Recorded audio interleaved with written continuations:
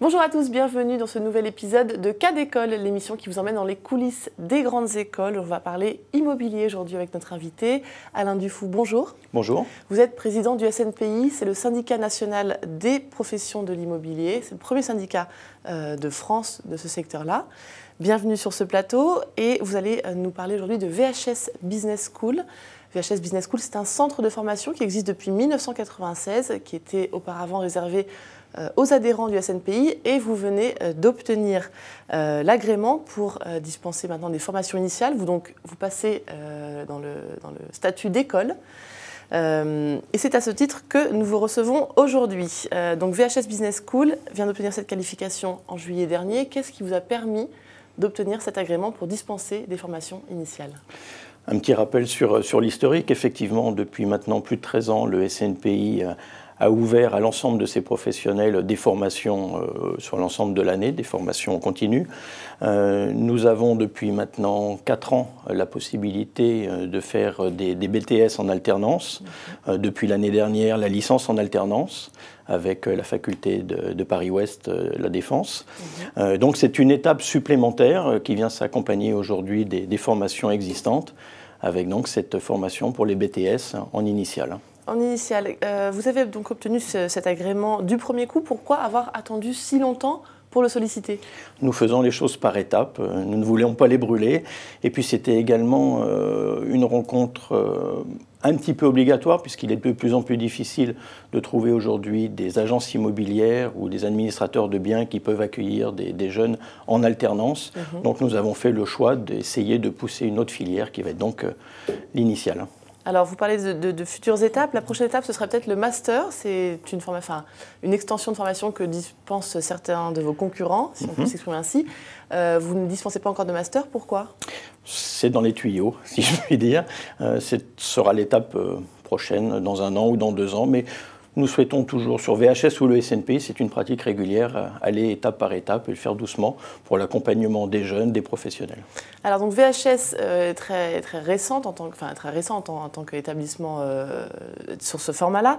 Les postulants manquent un peu d'informations sur les précédentes formations. Ils aiment bien souvent se référer à ce que disent les anciens. Ça va leur manquer dans l'exemple qui est le nôtre. Comment vous pouvez pallier ce manque d'informations pour les postulants ? On a juste effectivement à montrer nos résultats.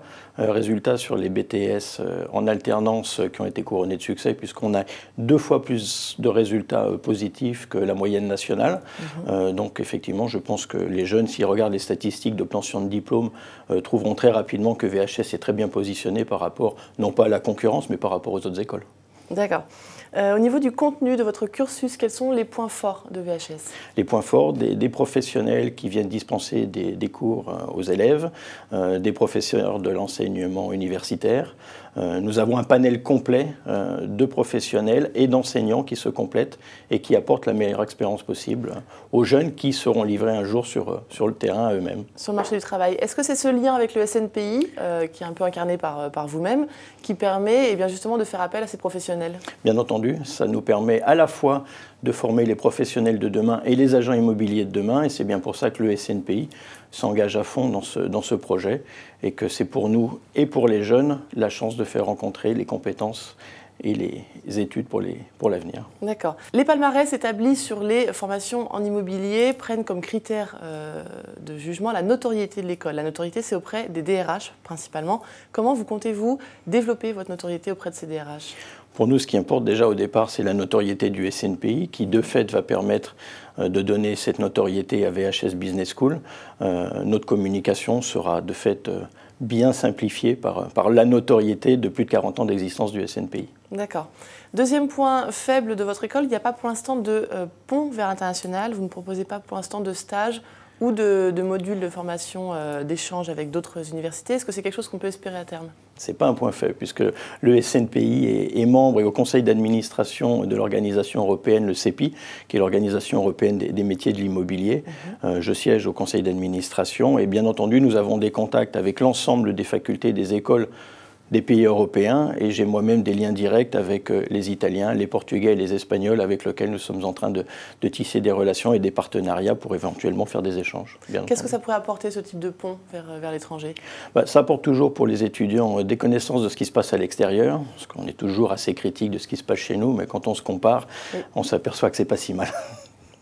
Qu'est-ce qui manque à VHS Business School aujourd'hui pour rentrer dans le top 10 des meilleures écoles en formation immobilière? Rien, le SNPI s'estime déjà dans le top 10 des formateurs.